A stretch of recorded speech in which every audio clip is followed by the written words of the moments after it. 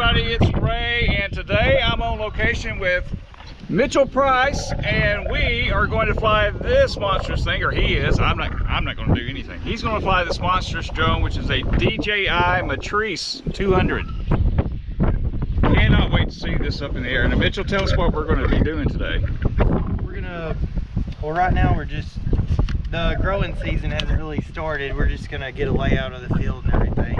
But later we'll test for nitrogen deficiencies and skips in the field or bug infestations and stuff like that.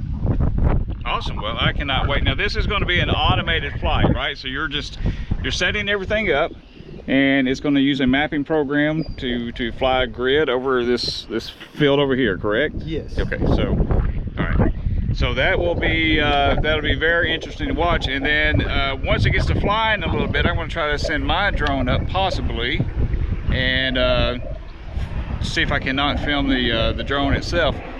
Now we have to also look out for stuff like this. So when there's a crop duster coming around a manned aircraft, we have to bring our drones down. So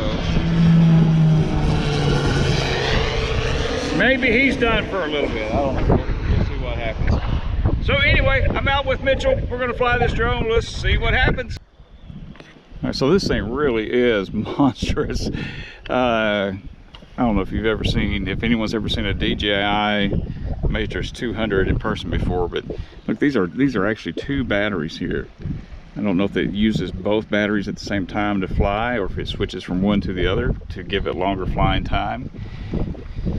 But it's not even fully assembled yet. It still has to have the sensor put on it and the camera and all that good stuff. And but you can see the controller here, pretty nice because it's got the screen, which you know, he says can be seen during the daylight pretty well. So pretty awesome setup. Can't wait to see this thing flying. All right, so this is a calibration panel. What do we do with a calibration panel? I mean, I calibrate the camera, I guess, or sensor on it? Yeah, he calibrates the Altum sensor. And that's the sensor there? Yes. Okay. It's got 6 lenses, or 5. Oh. And they can all pick up different bands. Oh, wow. It shows up in different colors, you know? Right. Different spectrums or whatever. Yeah. Well, that is cool. So yeah, that's the $13,000 piece.